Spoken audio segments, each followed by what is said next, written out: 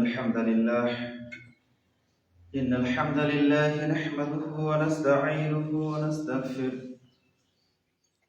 ونعوذ بالله من شرور أنفسنا ومن سيئات أعمالنا من يهده الله فلا مضل له ومن يضلله فلا هادي له وأشهد أن لا إله إلا الله وحده لا شريك له وأشهد أن محمدا عبده ورسوله أما بعد وقال تعالى في كلامه المجيد والفرقانه الحميد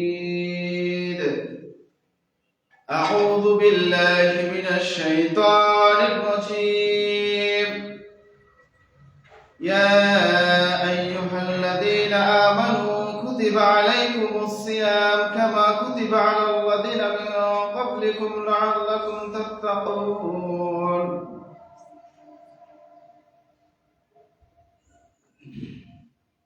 وعن أبي هريرة رضي الله تعالى عنه قال قال رسول الله صلى الله عليه وسلم إذا كان أول ليلة من شهر رمضان صفدت الشياطين ومرضت الجن وغلقت أبواب النار فلم يفت منها بابا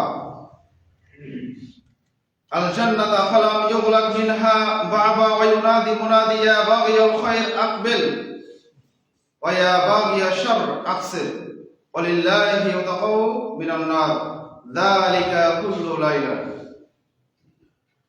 رواه متفق عليه রাওয়াহু তিরমিজি বিসানাদিন সহিহ। সমস্ত প্রশংসা হামদ সানা গুণ ও কীর্তন সে আল্লাহ তাআলার দরবারে যে আল্লাহ রাব্বুল আলামিন এই পবিত্র জুমার দিনে সকলকে সঠিক সময়ে উপস্থিত হওয়ার তৌফিক দান করলেন। সে আল্লাহ তাআলার দরবারে অসংখ্য অগণিত শুকরিয়া জ্ঞাপন করি। আল্লাহ সুবহানাহু ওয়া তাআলা সেখানে নিজস্ব ভাষা দিয়ে বলে আলহামদুলিল্লাহ। এর পরপরই দরুদ তাসলিম বিশ্ব মানবতার মুক্তির দূত বিশ্ব নবী হযরত মুহাম্মদ সাল্লাল্লাহু আলাইহি ওয়াসাল্লামের উপর আল্লাহুম্মা সাল্লি আলাইহি আল্লাহুম্মা বারিক আলাইহি। সম্মানিত হাজিরিন, আজ জুমার দিন আপনাদের সামনে আলোচনা রাখার চেষ্টা করব। সামনে যেহেতু আমাদের পবিত্র রমজান মাস চলে এসেছে, এই রমজান মাসেই আমাদের কিছু করণীয় এবং বর্জনীয় রমাদান মাসের ফজিলত উক্ত বিষয়ের উপরে কোরআন এবং হাদিস থেকে যথাযথ আলোচনা রাখার চেষ্টা করবো। ওয়া মা তাওফিক ইল্লা বিল্লাহ। সম্মানিত উপস্থিতি, যদিও আলোচনা করার চিন্তা ভাবনা করেছিলাম যে আজকে আমাদের সমাজে বেনামাজির সংখ্যা বেশি। আজকে আমরা নামে মুসলমান, কাজে কর্মে আমরা কিন্তু মুসলমান নয়। এই বিষয়টা আমি আজকে আপনাদের সামনে আলোকপাত করার জন্য চেষ্টা করেছিলাম, কিন্তু যেহেতু বিষয় সামনে রমাদান, ভাই বলে দিলেন একটু রমাদানের উপর আলোচনা করার, উক্ত বিষয়টাকে আমি একটু টাচ করার চেষ্টা করবো। সম্মানিত উপস্থিতি, আমরা আদম সন্তান, আল্লাহ রাব্বুল আলামিন আমাদেরকে কেন সৃষ্টি করেছে বলতে পারেন? ওয়া খালাকুল জিন্না ওয়াল ইনসা ইল্লা লিয়াবুদুন। শুধুমাত্র কেবলমাত্র একমাত্র আল্লাহ সুবহানাহু ওয়া তাআলার ইবাদত করার জন্য কেবল আল্লাহ তাআলা আমাদেরকে সৃষ্টি করেছেন। কিন্তু আমরা সেই আল্লাহ তাআলার ইবাদতের জগতে সবচেয়ে বড় যে ইবাদত, এই ইবাদতটা আমরা করি না করি? আজ থেকে অনেক আগে একটা রিপোর্ট করা হয়েছিল যে এই উপমহাদেশে অনেক তো মুসলিম, কত পার্সেন্ট লোক সালাত আদায় করে, কত পার্সেন্ট লোক পাঁচ ওয়াক্ত নামাজ পড়ে। এই রিপোর্টে তারা বলছেন শতকরা 2% মানুষ নামাজ পড়ে, বাকি বেনামাজি কত পার্সেন্ট? 98%। বাকি বেনামাজি হচ্ছে 98%। এবার যদি আমি বলি যে কোরআন সুন্নাহর আলোকে কয়জন নামাজ পড়ে, তখন হাজারে একজন হবে কিনা আল্লাহ তাআলাই ভালো জানেন। সম্মানিত উপস্থিতি, কোরআন সুন্নাহ হুবহু অনুসরণ করে নামাজ পড়ে হাজারে একজনও পাবেন কিনা আল্লাহ তাআলা আলাম। সম্মানিত উপস্থিতি, তো আমাদেরকে ইবাদতের প্রতি কি থাকতে হবে? মহব্বত থাকতে হবে না? ইবাদত করতে হবে না? ইবাদতের জন্যই আল্লাহ তাআলা আমাকে আপনাকে সৃষ্টি করেছেন। নর নারী সবাইকে আল্লাহ তাআলা একটা কেবল উদ্দেশ্যে সৃষ্টি করেছেন, সেটা হচ্ছে ইবাদত। আর ইবাদতের জগতে সবচেয়ে শ্রেষ্ঠ ইবাদত, সবচেয়ে বড় ইবাদত হচ্ছে সালাত। এই কথা আল্লাহ তাআলা বলেছেন সূরা আনকাবুত 45 নম্বর আয়াতে। কি বলছেন? ইন্নাস সালাতা তানহা আনিল ফাহশাই ওয়াল মুনকার ওয়া লা যিকরুল্লাহি আকবার। নিশ্চয় নামাজ নামাজীকে যাবতীয় ফাহেসা, অন্যায়, মারামারি, কাটাকাটি, যত জঘন্য কাজ আছে এগুলো থেকে কি করে? বিরত রাখে। কি বিরত রাখে? সালাত। তো সেই সালাতে আপনি আদায় করেন না, তো আপনি অসভ্য হবেন, এটাই স্বাভাবিক। এই সালাতে আপনি আদায় করেন না, আপনি নোংরামি করবেন, এটাই স্বাভাবিক। সম্মানিত উপস্থিতি, নোংরামি থেকে বাঁচতে হলে, অশালীন কাজকর্ম থেকে বাঁচতে হলে সালাতের বিকল্প কোনো রাস্তা নেই। আল্লাহ তাআলা এই কথা বলার পর বলছেন, আমি যে কথা বলার জন্য আয়াতটা পেশ করলাম, এরপরে বলছেন ওয়ালা যিকরুল্লাহি আকবার। সবচাইতে বড় জিকির, সবচাইতে বড় ইবাদত কি? নামাজ। এর চাইতে বড় ইবাদত পৃথিবীতে আর নেই। সম্মানিত উপস্থিতি, একজন সাহাবী এসে আল্লাহ রাসূলকে বলতেছেন যে ইয়া রাসূলুল্লাহ, আপনি আমাকে একটা আমলের কথা বলুন, যে আমলটা করে আমি জান্নাতে যাব। মুরনিবে আমলে, ইয়া রাসূলুল্লাহ, আমাকে একটা আমলের কথা বলুন, যে আমলটা আমি করব, আপনি সন্তুষ্ট হবেন, আমি জান্নাতে যাব। আল্লাহ রাসূল কি বললেন? আলাইকুমিস সিয়াম, তুমি সিয়াম পালন করো। ফাইন্নাহু লা ইদ্দা লাহু, সিয়ামের পরিবর্তে সিয়ামের মতো অন্য কোনো ইবাদত পৃথিবীতে নেই। এরপর বললেন ইয়া রাসূলুল্লাহ, আবার বলছেন আল্লাহ রাসূল, আমাকে একটা আমলের কথা বলুন। আল্লাহ রাসূল আবার এক কথা বললেন যে আলাইকুমিস সিয়াম ফাইন্নাহু লা ইদ্দা লাহু, তুমি সিয়াম পালন করো, সিয়ামের বিকল্প কোনো ইবাদত পৃথিবীতে নেই। আবার বললেন ইয়া রাসূলুল্লাহ মুরনিবে আমালিন, আল্লাহ রাসূল আমাকে একটা আমলের কথা বলুন, আর একটা আমলের কথা বলুন, বা এমন কি আমল আছে যে আমল করলে আমি জান্নাতে যাব। এরপর আল্লাহ রাসূল বললেন আলাইকুমিস সিয়াম ফাইন্নাহু লা মিসলা লাহু, তুমি সিয়াম পালন করো, সিয়ামের সমপর্যায়ে, সিয়ামের বিকল্প, সিয়ামের অনুরূপ, সিয়ামের দৃষ্টান্ত অন্য কোনো ইবাদত পৃথিবীতে নাই। এক জায়গায় পেলাম সালাত শ্রেষ্ঠ ইবাদত, শ্রেষ্ঠ জিকির, শ্রেষ্ঠ আমল, আর এই জায়গায় বলছেন সিয়াম হচ্ছে আপনার জান্নাত যাওয়ার একটা বড় আমল। আপনারা জানেন কিনা, আমরা যদি সালাত আদায় করি এর একটা নেকি আছে, আমরা যদি হজ করি এর একটা নেকি আছে, আমরা যদি যে কোনো দান সাদাকা যাই করি না কেন প্রত্যেকটার একটা করে নেকি আছে কিনা? কিন্তু সিয়াম এমন একটা ব্যতিক্রম, এটার কোনো নেকি নেই, এর যাজা স্বয়ং আল্লাহ সুবহানাহু ওয়া তাআলা নিজ হাতে বের করেন। সুবহানাল্লাহ। সিয়াম এর মাধ্যমে আল্লাহকে যত সন্তুষ্ট করা যায়, সিয়ামের মাধ্যমে আল্লাহ যত খুশি হয়, সিয়াম পালন করলে ওই ব্যক্তির উপরে আল্লাহ তাআলা যত সন্তুষ্ট হয়, অন্য কোনো ইবাদত করলে আল্লাহ তাআলা তত খুশি হয়। আর সালাতের মাধ্যমে আল্লাহর সাথে যত ডাকা যায়, আল্লাহর কাছে যত দোয়া করা যায়, আল্লাহর সাথে সরাসরি কথা বলা যায়, অন্য কোনো ইবাদতের মাধ্যমে এরকম কথা বলা যায় না। দুইটা দুই জায়গায় ভিন্ন রূপ, দুইটার মর্যাদা দুই জায়গায় বিভিন্ন ভাবে বলা হয়েছে। সম্মানিত উপস্থিতি, এজন্য ইবাদতের জগতে বড় দিক দিয়ে হচ্ছে সালাত সবার উপরে, আর নেকির দিক দিয়ে, দৃষ্টান্তের দিক দিয়ে এই মানে আপনার সিয়ামের মর্যাদাটা বেশি, মানের দিক দিয়ে সিয়ামের মর্যাদা এর বেশি। সিয়ামের মূল্যায়ন স্বয়ং আল্লাহ তাআলা এত খুশি হয়, এত খুশি হয়, এত খুশি হয় যে তার প্রতিদান স্বয়ং আল্লাহ তাআলা নিজ হাতে দিবেন। সুবহানাল্লাহ। সম্মানিত উপস্থিতি, তো সামনে আমাদের রমাদান মাস। এই রমাদান মাস দেখলেই বলা হয়েছে যে হাদিস আল্লাহ রাসূল সাল্লাল্লাহু আলাইহি ওয়াসাল্লামের সম্পর্কে বলা হয়েছে, তিনি কি করতেন? শাবান মাস আসার শুরুতেই তিনি তার ইজারা গুটিয়ে নিতেন, পরনের লুঙ্গি, পরনের কাপড় গুটিয়ে নিতেন, প্রস্তুতি গ্রহণ করতেন। সামনে রমাদান, রমাদানে আমাকে সিয়াম পালন করতে হবে, রমাদানে আমাকে ইবাদত করতে হবে, কোরআন তেলাওয়াত করতে হবে, রাতে লাইলাতুল কদর তালাশ করতে হবে, আপনার তারাবি সালাত আদায় করতে হবে, দান সাদাকা করতে হবে, বিভিন্ন আমলের জন্য কি করতেন? তার ইজারা, তার লুঙ্গি গুটিয়ে নিতেন, প্রস্তুতি গ্রহণ করতেন। কিন্তু আমাদের শাবান মাস প্রায় চলে যাচ্ছে, রমাদান এসে গেছে, আর অল্প কয়েকদিনের মধ্যে আমরা রমাদানে ঢুকে পড়বো। বলেন তো কার কি প্রস্তুতি আছে? আমাদের প্রস্তুতি আছে, নির্বাচনে আমাকে বিজয়ী হতে হবে, আমার নেতাকে কি করতে হবে? বিজয় নিয়ে আসতে হবে। এটার প্রস্তুতি আমাদের 100-এ 100 আছে, কিন্তু নিজের জন্য আমাদের কিছু করার পরিকল্পনা আমাদের নেই। কি ঠিক বললাম না ভুল বললাম? সমাজের বাস্তব চিত্র এটা। নিজের যেটা, এটার জন্য আমাদের কোনো পরিকল্পনা নাই, কোনো গোছানো কোনো কিছু আমাদের করা নাই। কিন্তু অন্য একজন নির্বাচনে জিতবে, এই নির্বাচন, এটাকে তো আমরা ঘৃণা করি, এটাকে আমরা 5 পয়সা মূল্যায়ন করি। কোরআন হাদিস পড়বেন তো আপনিও এটা করতে বাধ্য হবেন। এই কাল্পনিক আব্রাহাম লিঙ্কনের এই গণতন্ত্রের প্রতি আপনারা যেভাবে ঝুঁকে পড়েছেন, আল্লাহ তাআলা মাফ করুক। সবাই উপস্থিতি তো বলতে চাচ্ছিলাম যে আল্লাহ তাআলা কোরআন কারীমের মধ্যে বলছেন, সূরা জারিয়াত 56 নম্বর আয়াতে কি বলছেন? ওমা খালাকতুল জিন্না ওয়াল ইনসা ইল্লা লিয়াবুদুন।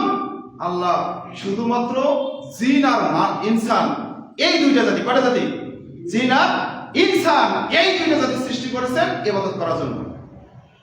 আর এই দুই জাতিকে সৃষ্টি করার পর আল্লাহ রাব্বুল আলামিন ইখতিয়ার দিয়েছেন। চাইলে এরা ভালো করতে পারে, চাইলে এরা খারাপ করতে পারে, চাইলে নামাজ পড়তে পারে, চাইলে নামাজ ছাড়তে পারে, চাইলে সিয়াম পালন করতে পারে, চাইলে সিয়াম ছেড়ে দিতে পারে।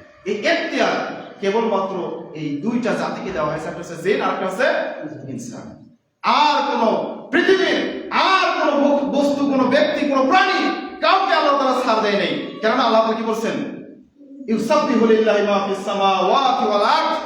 আসমান এবং জমিনে যত সৃষ্টি রয়েছে, যত বস্তু রয়েছে, সবাই আল্লাহ তাআলার জিকির করে, তাসবিহ করে, আল্লাহ তাআলার ইবাদত করে।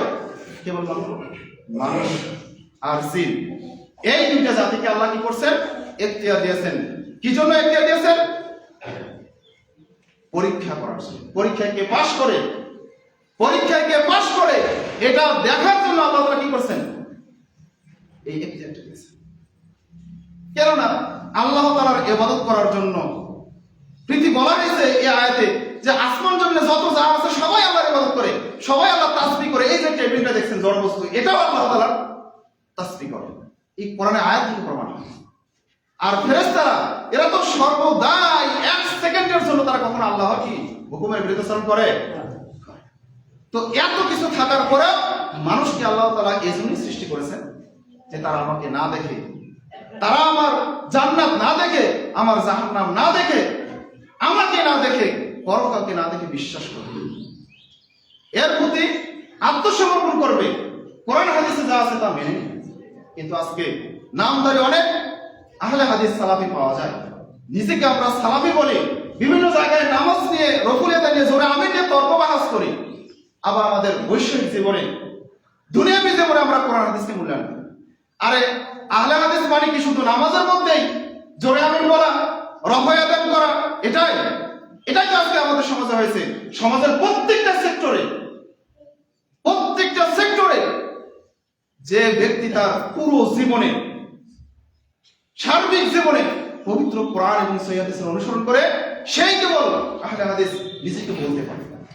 আর আমরা 5 ওয়াক্ত নামাজ তো পড়ি না, হয়তো জুমায় একটু যাই, একটু আলোচনা শুনি, শোনার পরে আমরা যে 5 ওয়াক্ত নামাজ পড়ে তার সাথে তর্ক বাহাসে লিপ্ত, এবং বিভিন্ন জায়গায় আমরা কোরআন হাদিসের বাইরে কাজ করতেছি।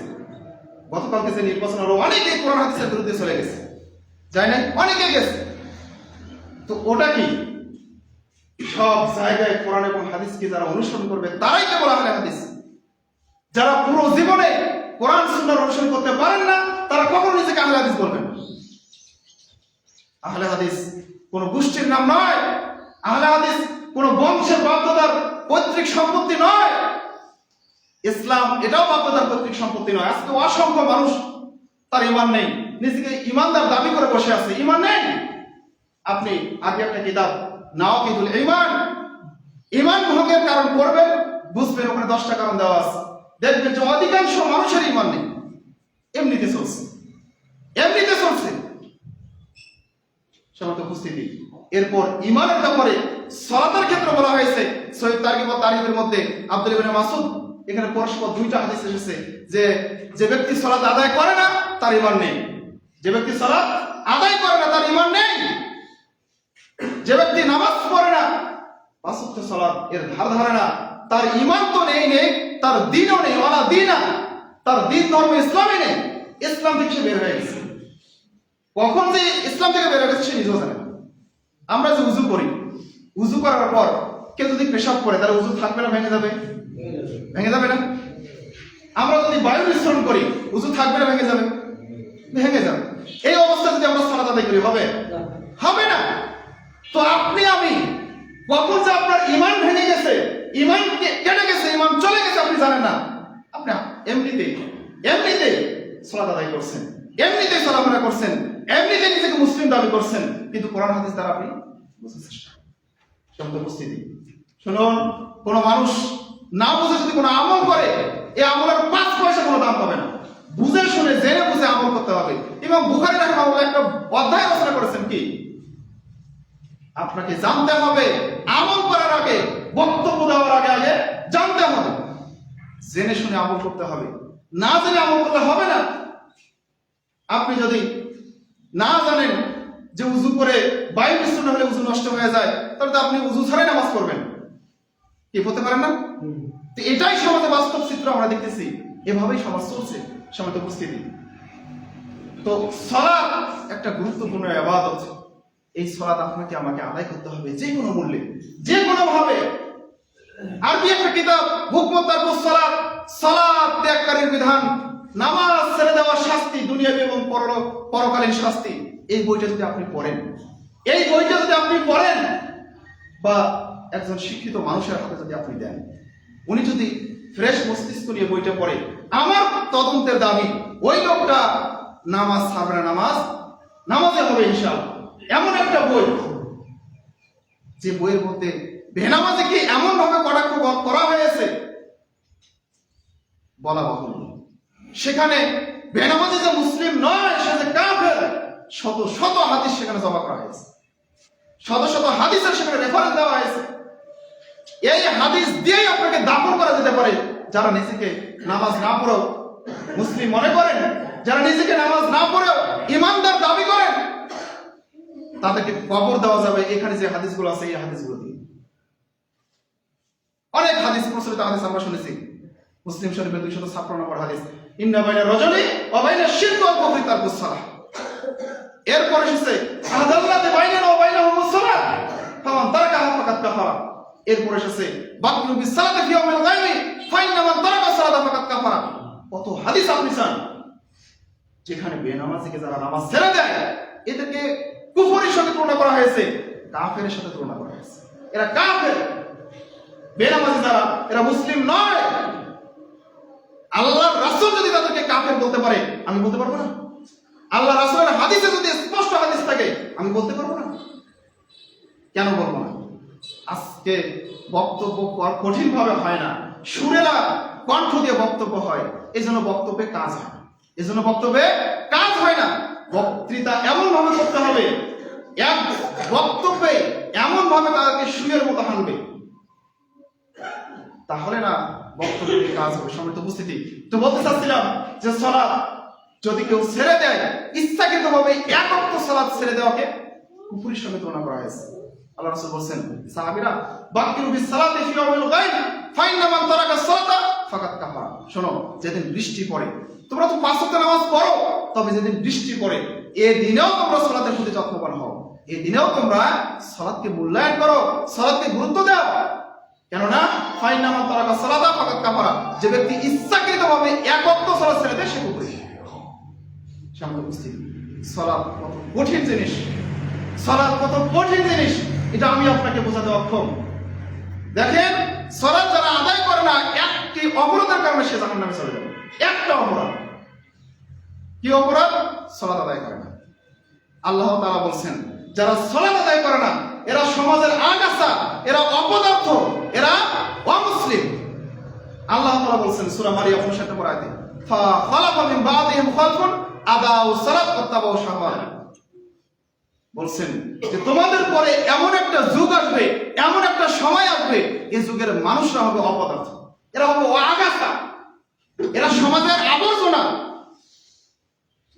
এমন একটা যুগ আসবে, এই যুগের মানুষেরা সালাতটাকে নষ্ট করবে, আদাউ সালাত, সালাতকে নষ্ট করবে, অত্তাবাউ শাহওয়াত, মনের নফসের কুপ্রবৃত্তি তারা অনুসরণ করবে, নফসের গোলামি করবে।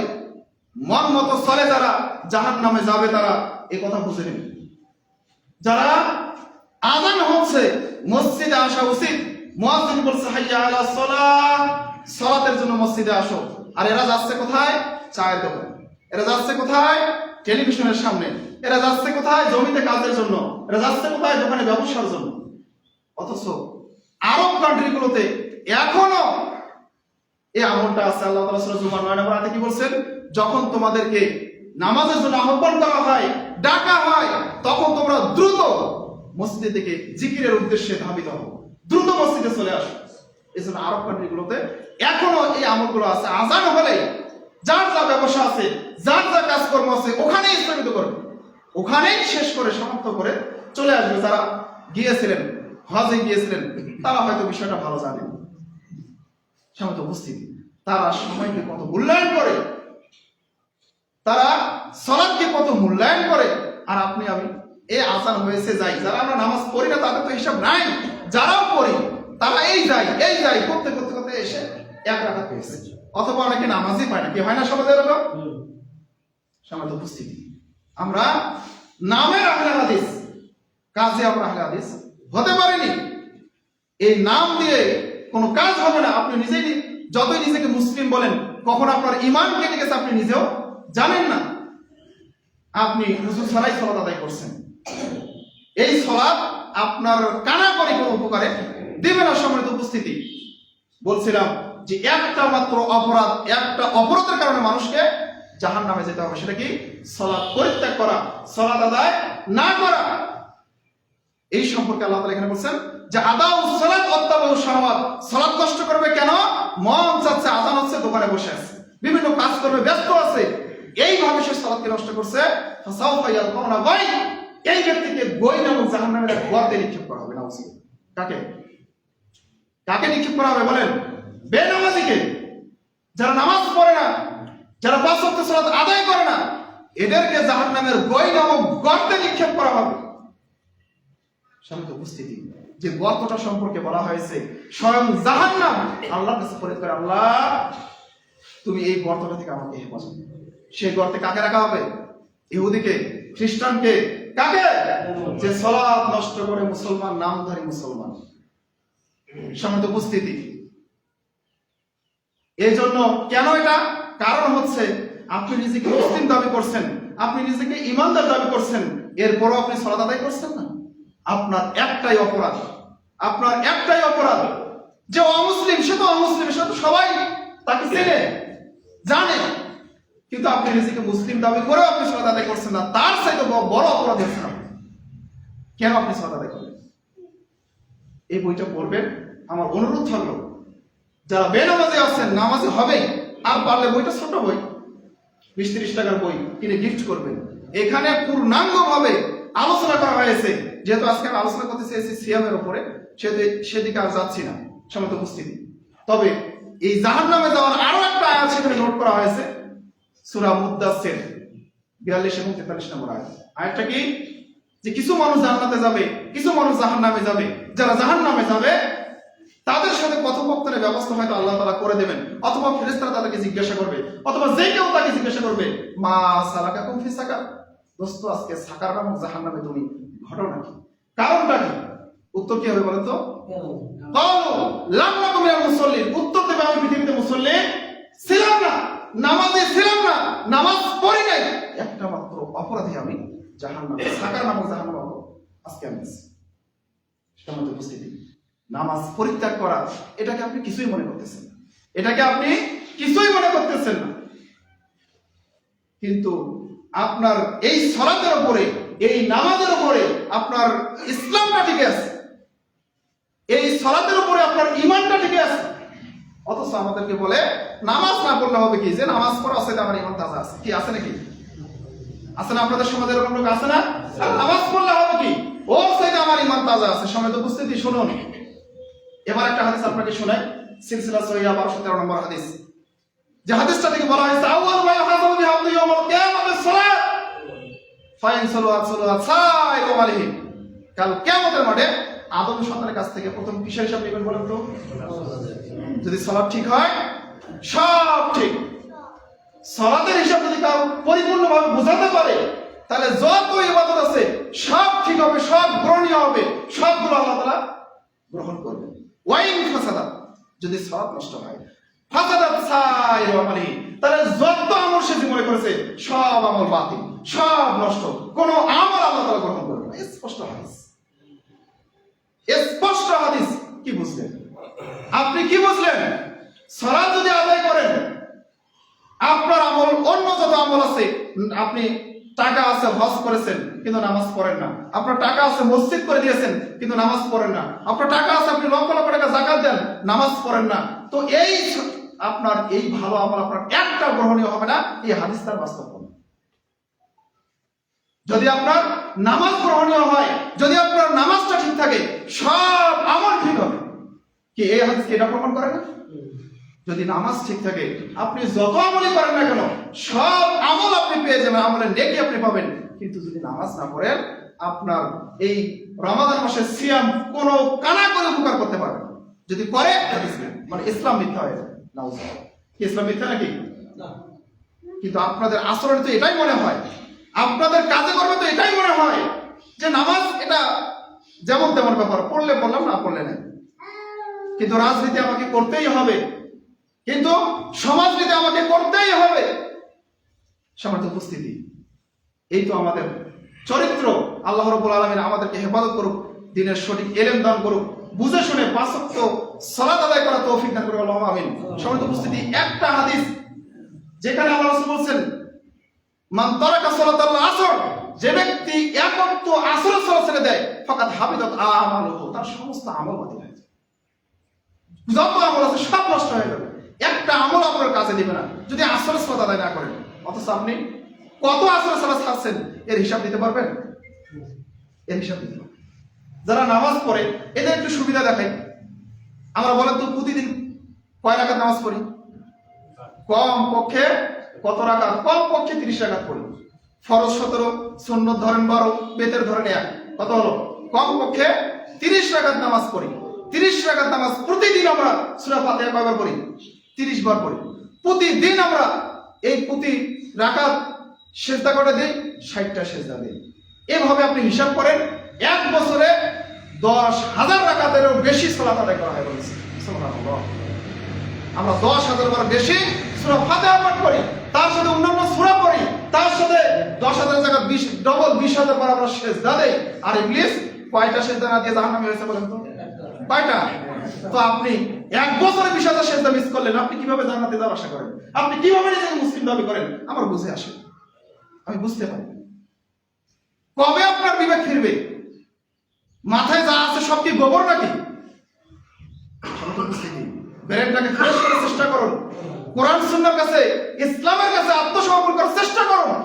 মুসলিম তাকেই বলা হয় যে কোরআন এবং সুন্নাহর কাছে পুরোপুরিভাবে আত্মসমর্পণ করে সেই কেবল মুসলিম, বাকি অন্য কেউ মুসলিম হতে পারে।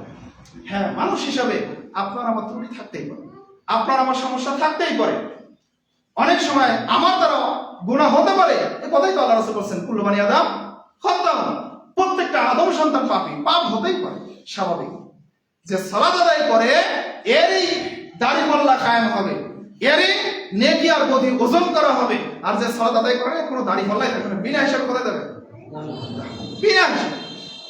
আমি সালাত আদায় করি, এর একটা নেকি রয়েছে, আমি দান সাদাকা করেছি, এরপর এর একটা নেকি রয়েছে, এরপর আমি বিভিন্ন গুনাহের সাথে জড়িত আছি, এর একটা পাপ আছে, আমার জন্য দাড়ি-পাল্লা কায়েম। এই দাড়ি-পাল্লায় আমার ওজন করা হবে পাপ আর বদি। সমাজ উপস্থিতি। আর যদি সালাত আদায় না করি আমার কোনো দাড়ি-পাল্লাই থাকবে, আমার কোনো হিসাবই থাকবে না, হিসাবে আমরা চলে যাবো আমাদের গন্তব্য। এজন্য সালাত খুবই গুরুত্বপূর্ণ একটা জিনিস, এটার সাথে কখনো গড়িমসি করবেন না? রাজি আছেন তো ইনশাআল্লাহ? আমরা 5 ওয়াক্ত সালাত আদায় করতে পারবো তো ইনশাআল্লাহ? নাকি সামনে রমজান মাস আসতেছে এই জন্য আমরা আজকে থেকে ওয়াদা করতেছি ফির আবার রমজান চলে যাবো আমরাও চলে যাবো, এরকম হবে নাকি? আল্লাহ তুমি কবুল করো, আল্লাহুম্মা আমিন। আল্লাহ যারা নেক নিয়তে সালাতের জন্য ওয়াদাবদ্ধ হলেন, সালাত আদায় করতে চাইলেন, আল্লাহ তুমি তাদেরকে সহযোগিতা করো, আল্লাহুম্মা আমিন। সম্মানিত উপস্থিতি, আজকের আলোচনার একটু সমসাময়িক বিষয়, সেটা হচ্ছে কি সিয়াম। সিয়ামের একটা হাদিস আপনাদেরকে বললাম যে সিয়াম এমন একটা ইবাদত, যে ইবাদতের বিকল্প, যে ইবাদতের দৃষ্টান্ত, যে ইবাদতের ভিন্ন কোনো ইবাদত পৃথিবীতে নাই। এই ইবাদত করলে আল্লাহ তাআলা এত খুশি হয়, এত খুশি হয়, যেটা আমি আপনাকে বোঝাতে অক্ষম। সম্মানিত উপস্থিতি, আল্লাহ রাব্বুল আলামিন সিয়াম সম্পর্কে একটা আয়াতে বলছেন, সূরা বাকারা 183 নম্বর আয়াত, ইয়া আইয়ুহাল্লাযিনা আমানু কুতিবা আলাইকুমুস সিয়াম কামা কুতিবা আলাল লাযিনা মিন ক্বাবলিকুম লাআল্লাকুম তাত্তাকুন। হে ঈমানদারগণ, আমি তোমাদের উপর সিয়াম ফরজ করেছি যেভাবে আমি তোমাদের পূর্ববর্তী যারা ছিল তাদের উপর সিয়াম ফরজ করেছিলাম। কেন করেছি? লাআল্লাকুম তাত্তাকুন, যাতে তোমরা মুত্তাকি হতে পারো, আল্লাহ ভীরু হতে পারো, আল্লাহর ভয় যাতে তোমাদের মধ্যে আসে, এই জন্য আমি আল্লাহ সিয়াম দান করেছি। সুবহানাল্লাহ। আর আসলে রমাদান মাসে মানুষের ঈমানটা বেড়ে যায় কি যায় না? বেড়ে যায়। আল্লাহর ভয় মানুষের অন্তরে চলে আসে। এটা একটা মৌসুম, একটা সিজন। আমি বিভিন্ন মসজিদে গেলে এই কথাটা বলে থাকি, এই রমাদান মাস কেন্দ্রিক আপনারা বিভিন্ন মানে আমল করার ব্যবস্থা করবেন। এই রমাদানে কোরআন তেলাওয়াতের ব্যবস্থা করবেন। এই মসজিদে একজনকে হয়তো প্রয়োজনে হাদিয়া দিয়ে আপনারা এই ব্যবস্থাটা করবেন। এই জন্য রংপুরে এক ভাই আছেন, আপনারা হয়তো অনেকেই চিনেন। উনি প্রায় পুরো রংপুর জেলায় 100টা মক্তব একাই চান। বর্তমান মেয়রের ছেলেরা, মেয়রটা কি সম্ভব। যাই হোক, এইভাবে আপনারা কি করবেন, আপনার এলাকায় অন্তত আপনার মসজিদে আপনি কি করেন, একটা ইমামকে 3-4-5 হাজার টাকা দিলে কি বৃদ্ধ যারা আছে রমাদানে 1 মাসে বা 1.5 মাসে কোরআন মানে পড়ানোর একটা যোগ্যতা তৈরি করা সম্ভব। তো এই কাজগুলো, নেকির কাজগুলো রমাদান মাসে বেশি বেশি করার চেষ্টা করবেন। এই মসজিদও যদি না থাকে, যারা মুরব্বীরা আছেন কোরআন পড়তে পারেন না, এটা আপনাদেরকে আফসোস হয় না? খারাপ লাগে না? যে আল্লাহ তাআলা একটা মেসেজ, একটা চিঠি আপনাকে দিলেন, একটা কোরআন আপনাকে দিলেন, এটা আপনি জীবনেও ভুলে দেখলেন না, পড়তে পারলেন না, এটা কি খারাপ লাগে না? কি খারাপ লাগে না? খারাপ লাগা উচিত। খারাপ লেগে এটা পড়ার চেষ্টা করা উচিত। অন্তত যারা বাংলা পড়তে পারেন, একটা অনুবাদ সহ কোরআন নিয়ে এসে অর্থটা তো পড়বেন, কিছু বুঝবেন। আল্লাহ তাআলা হেদায়েতের নূর আপনার অন্তরে দিবেন। শান্ত উপস্থিতি, তো এই আমলগুলো করবেন। রমাদান মাস হচ্ছে আমল করার, নেকি লুটে নেওয়ার একটা মাস। এই মাসে যে যত বেশি আমল করবে সে তত বেশি নেকি অর্জন করতে পারবে। এই মাসে নেকি অর্জন করার জন্য আল্লাহ রাসূল তার চাদর, তার পরনের লুঙ্গি গুটিয়ে নিতেন, প্রস্তুতি গ্রহণ করতেন। সে প্রস্তুতি আর অল্প কয়েকদিন যেহেতু আছে, নিতে পারবো তো ইনশাআল্লাহ? পারবো না ইনশাআল্লাহ? ইনশাআল্লাহ আল্লাহ তাআলা কবুল করুন। সবাই উপস্থিতি, তো এই রমাদান মাস দেওয়ার মৌলিক উদ্দেশ্য সম্পর্কে আয়াতে কি বলা হয়েছে? যাতে মানুষের পরহেজগারিতা বেশি পায়, মুত্তাকি যাতে মানুষ হয়, আল্লাহর ভয় যাতে মানুষের অন্তরে বেশি বেশি হয়। আল্লাহর ভয়ে কাঁদে যারা, জাহান্নামে যাবে না তারা। সবাই উপস্থিতি, যারা আল্লাহর ভয়ে কাঁদে, আল্লাহর ভয়ে যারা 1 ফোঁটা চোখের পানি ফেলে, হাদিসের মধ্যে এসেছে তাদেরকে জাহান্নামে দেওয়া ওইভাবে অসম্ভব যেভাবে গাভীর বাট থেকে দুধ বের করে আবার গাভীর বাটে ঢোকানো অসম্ভব, অমনি ভাবে যারা আল্লাহকে ভয় করে, আল্লাহর ভয়ে কান্নাকাটি করে, আল্লাহর ভয়ে ইবাদত করে, এদেরকে জাহান্নামে দেওয়া তেমন অসম্ভব। এই জন্য আল্লাহর ভয় সর্বদাই আপনাকে আমাকে করতে হবে। সমাজ উপস্থিতি, আল্লাহ রাসূল সাল্লাল্লাহু আলাইহি ওয়াসাল্লাম বলছেন, যে হাদিসটা আবু হুরায়রা থেকে বর্ণিত, তিনি বলেন রাসূল সাল্লাল্লাহু আলাইহি ওয়াসাল্লাম বলেছেন, মিশকাতুল মাসাবির 1958 নম্বর হাদিস, যে মান সামা রমাদানা ঈমানান ওয়া ইহতিসাবান গুফিরা লাহু মা তাকাদ্দামা মিন যামবিহি। সুবহানাল্লাহ। মান সামা, যে ব্যক্তি রমজান মাসে সিয়াম পালন করে, ঈমানান ওয়া ইহতিসাবান, শর্ত কি? ঈমান থাকতে হবে। কি থাকতে হবে? একটু আগেই তো বললাম যে অনেক মানুষ ঈমান ছাড়া চলছে। অনেক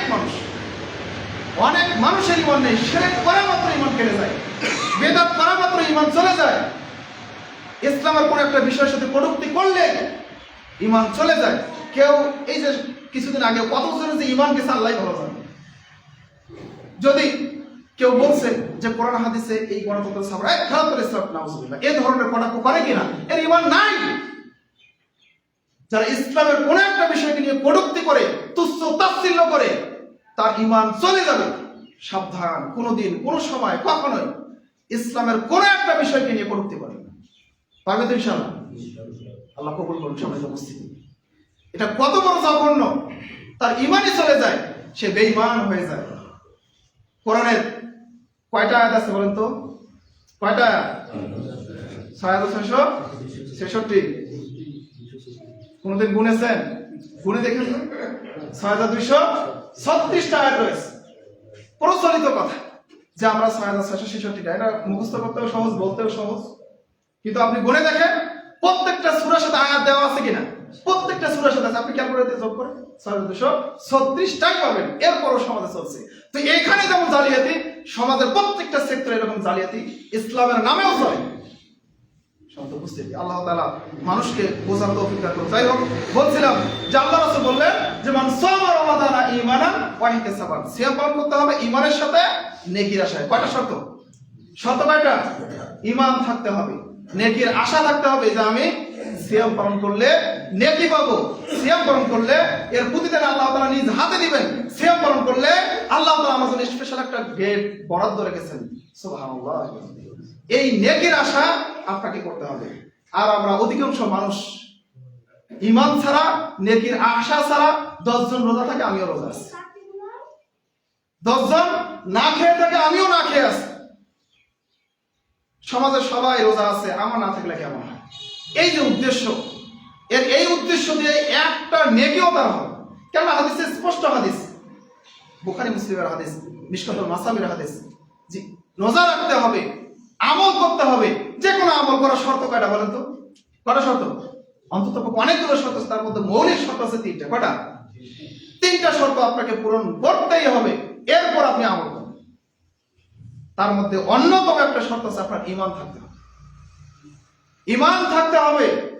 ঈমান না থাকলে কোনো আমল করে কোনো লাভ হবে না। ওযু ছাড়া নামাজ পড়ে যেমন কোনো লাভ হয় আশা করা যায় না, ঈমান ছাড়া কোনো আমল করে, রোজা থেকে সালাত আদায় করে কোনো নেকি আশা করা বৃথা। সম্মানিত উপস্থিতি, তো এই জন্য আল্লাহ রাসূল বললেন মান সামা রমাদানা ঈমানান ওয়া ইহতিসাবান গুফিরা লাহু মা তাকাদ্দামা মিন যামবিহি। যে ব্যক্তি ঈমানের আশায়, সওয়াবের আশায় রমাদান মাসে 30 দিন সিয়াম পালন করবে, তার জীবনের বিগত জীবনের যত গুনাহ আছে সমস্ত গুনাহ মাফ করে দেওয়া হবে।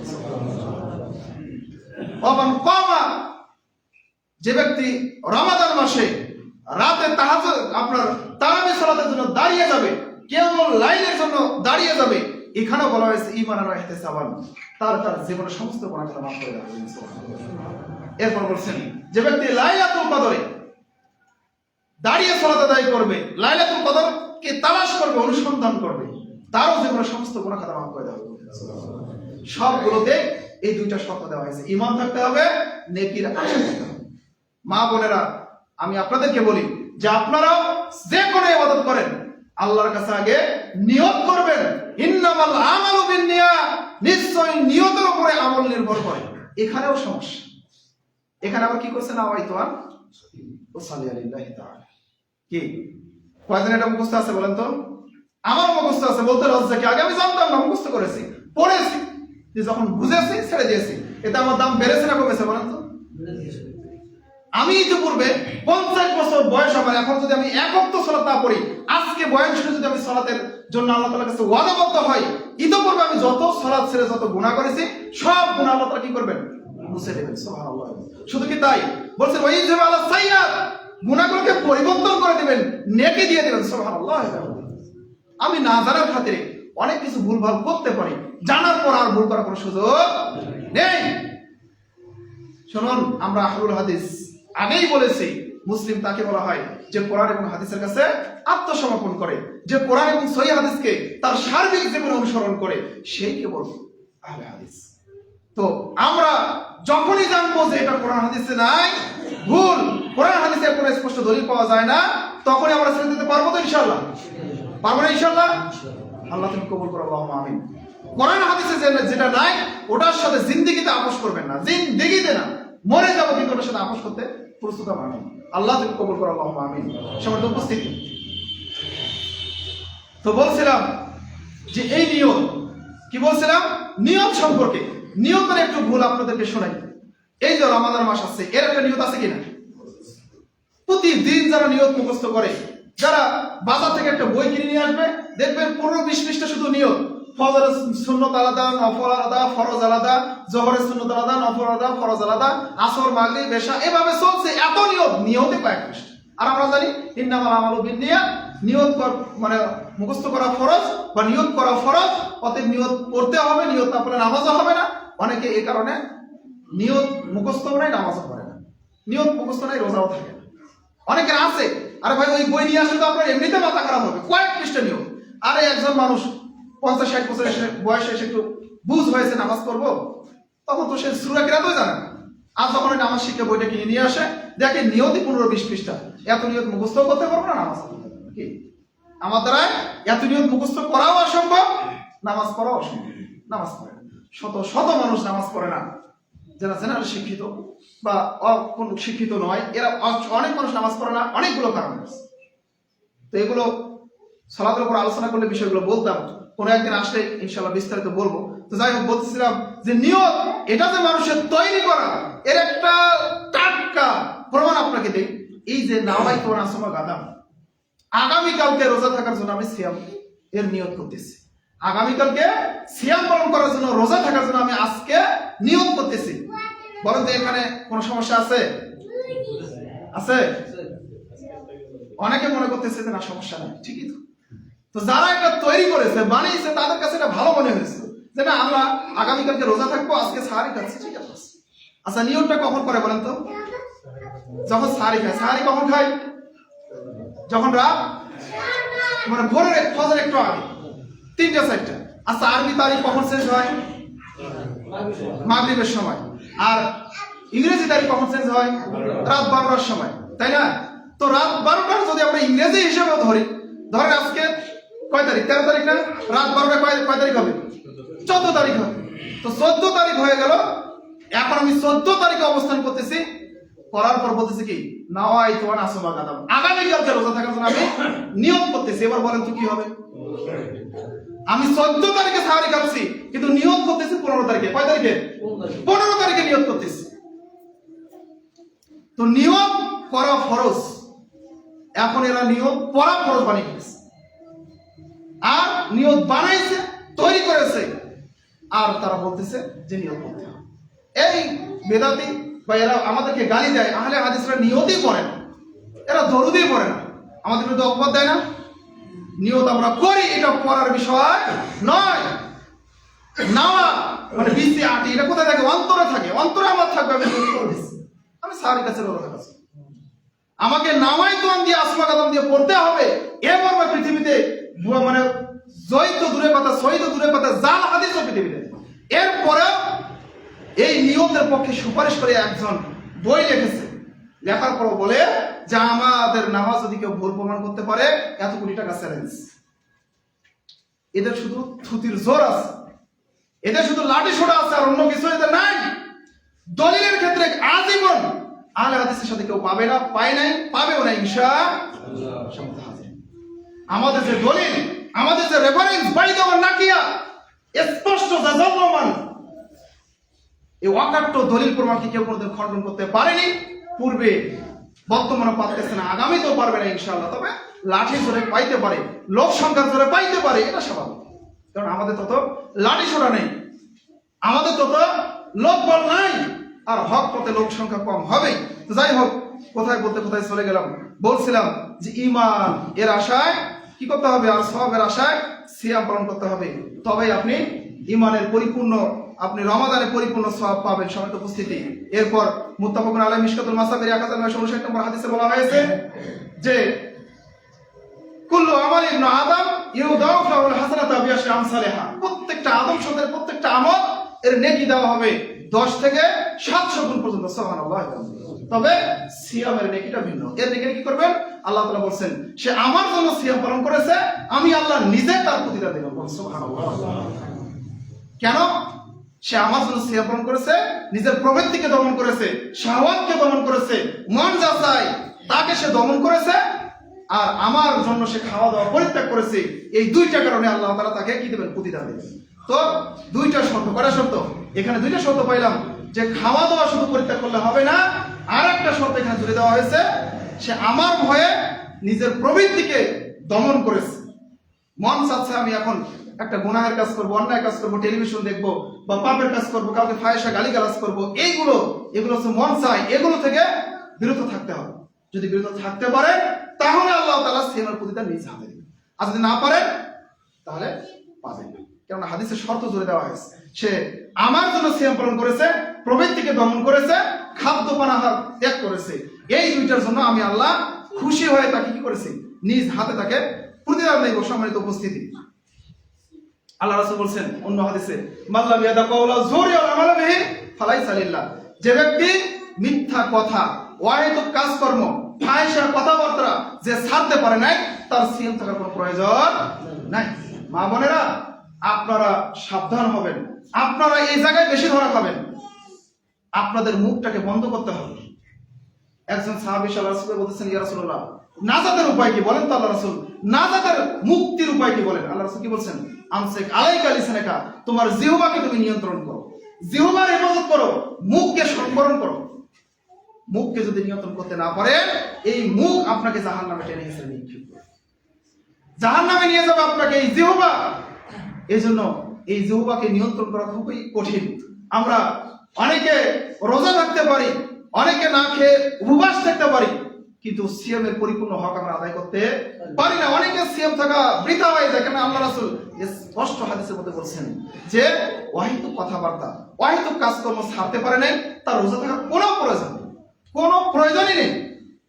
এর মানে আপনি কি বুঝলেন? তার মানে যে রোজাও থাকে, ফাহিশা কথাবার্তা বলে, অন্যের সাথে মারামারি করে, কাটাকাটি করে, অহেতুক গল্প গুজব করে, দোকানে গিয়ে গীবত করে, গীবতের আড্ডা হচ্ছে চায়ের দোকান। এই কাজগুলো যারা করে, এরা রোজা থাক আর না থাক, আল্লাহ তাআলা এদেরকে 5 পয়সা মূল্যায়ন করে না, এরা একটা নেকিও পাবে। মনে করছেন যে রোজা থাকলে আল্লাহ নিজ হাতে প্রতিদান দেবে? শর্ত আছে, শর্ত ছাড়া কোনো আমলই আল্লাহ তাআলা গ্রহণ করবে না। প্রত্যেকটা আমলের পেছনে শর্ত আছে। সম্মানিত উপস্থিতি, এই শর্তগুলো পূরণ করে আমল করতে হবে। যারা এতদিন ধরে সালাত, সিয়াম এগুলো পালন করতেন, তাদেরকে সাধুবাদ জানাই। আল্লাহ তাআলা তাদেরকে আরো সহযোগিতা করুক, আমল করে, তবে যাচাই বাছাই করে করেন। শুনুন, আহলে হাদিস মানে আমাদের প্রশংসা স্বয়ং মাযহাবিরা করে কি করে না, যে আহলে হাদিসরা যা কিছু করে জাস্টিফাই করে, মানে ভালো মন্দ যাচাই বাছাই করে সেই আহলে হাদিস। আমরা প্রত্যেকটা কাজ দেখতে হবে এটা কোরআন হাদিসে আছে কিনা। এটা আমরা জাস্টিফাই করে বিধায় তাদের পক্ষ থেকে আমরা এই সুপারিশটা পাই কি পাই না। অনেকে ওয়াজের ময়দানে খোলা মাঠে ফেলে ঘোষণা করছেন যে আহলে হাদিসরা এক জায়গায় সফল, আলহামদুলিল্লাহ। তো এই রকম কিন্তু আপনার আমার মতো আহলে হাদিসকে দেখলে তো তারা প্রশংসার সাথে কি করবে, নিন্দাই বেশি করবে। কেমন আহলে হাদিস গো, 5 ওয়াক্ত নামাজই করে না। কেমন আহলে হাদিস, রমাদানের সিয়ামই পালন করে না। কেমন আহলে হাদিস? আপনার জন্য আহলে হাদিসের বদনাম হতে পারে। তো আহলে হাদিস দূরে থাকা, আপনি তো আগে নিজেকে মুসলিমে প্রমাণ করতে পারবেন যে আপনি মুসলিম আছেন কিনা, এটাই তো আপনি ঠেকাতে পারবেন।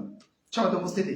তো বলছিলাম যে রোজা থাকার আগে শর্তটা মানতে পারবো তো ইনশাআল্লাহ? পারবো না ইনশাআল্লাহ? ইনশাআল্লাহ আল্লাহ তাআলা কবুল করুন। রোজা থাকবো, ইতিপূর্বে আমার যত যা ভুল হয়েছে সামনে রোজায় ইনশাআল্লাহ সব কিছু থেকে ফারেক থাকবো। ওই নাজাতের উপায় বলছেন, জিহ্বাকে হেফাজত করতে হবে, বাড়িটাকে প্রশস্ত করতে হবে, বাড়িতে থাকতে হবে।